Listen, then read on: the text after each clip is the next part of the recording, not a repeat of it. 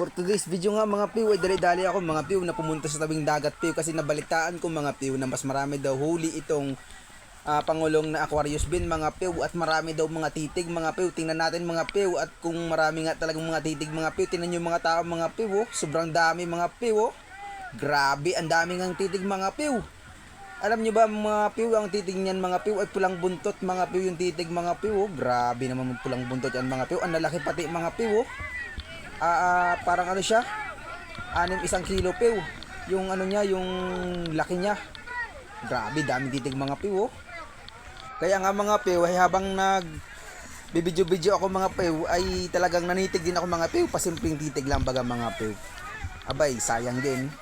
Makapangulam din mga piw ay talagang ayos na ayos din mga piw. Tingnan yung mga tao mga piw. Oh. Sobrang nagsisiksikan mga piw. Oh. Kaya nga ako habang nag-video mga piw ay nakikisiksik na rin ako mga piw. Oh. Grabe naman talagang titig ng mga piw. Sobrang daming titig mga piw. Halos yung mata ng lambat ay puro titig na. Puro isda ng mga piw. Oh. Halos malubog na nga yung pangulong mga piw. Grabe namang ano yan. Grabeng huli ng pangulong yan. Napakadami mga piw. Oh. Yung mga tao ay talagang namang hindi na magkaintindihan. Oh. Siksik dito, siksik doon mga piw. Oh. Grabe, ang lalaki pa ng pulong buntot mga piw.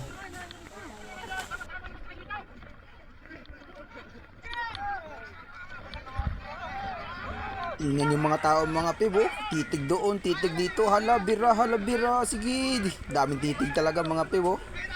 Pero kung tamban yan mga piw or manamse, hindi ganyan ka siksikan yung mga tao na yung mga piw. At pulang buntot yan mga piw ay isang mamahalin na isda din yung dito kung sa amin. Ay grabing mahal din ang isda niya, kilo niyan. Kaya naman talaga yung mga tao mga piw ay abo, tingnan mo naman oh. Grabe naman siksikan yung mga piw. Abo. Kanya-kanyang titig ng mga piw ay libre ba yan mga piw?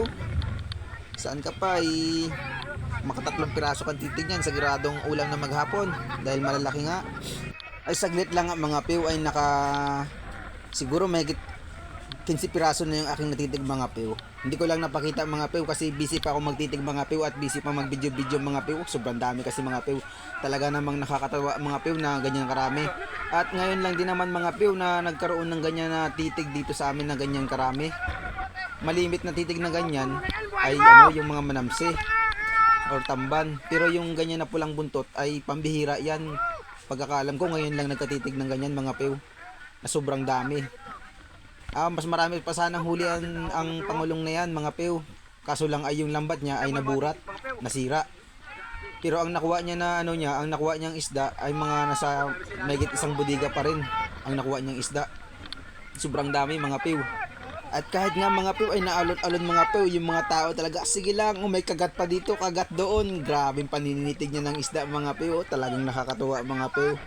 Kaya talaga ako nag-video mga piw habang kumukuha ng isda ay nag-enjoy ako panoorin yung mga tao dito mga piw. Sobrang dami mga piw. Tingnan niyo naman yung mga tao mga piw. Sobrang dami. Yung sobrang dami ng isda mga piw ay parang gusto ko nang umuwi at ibalik yung camera sa bahay mga piw at mag-focus sa panitig mga piw. Parang gusto kong manitig mga piw kaya naman mga piw ay dali-dali ako umuwi mga piw. At pagkalipas nga mga piw ng ilang oras mga piw ay nakauwi na ako sa bahay mga piw. Mga piw, yung aking pinanitigan mga piw kanina. Tinigil ko yung pag-video mga piw kanina dahil gawa nga ng dami titig. Siguro mga piw ang aking napanitigan mga piw ay mahigit 20 kilos mga piw. Lahat-lahat mga piw. Grabe mga piw no, ang dami ng aking natitig.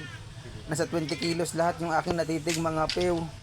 Kaya naman mga piw ay thanks for watching na lang. Paki-like, follow and share naman. Baka naman mga piw. Ito yung aking nakakuha lahat mga piw. Ito po.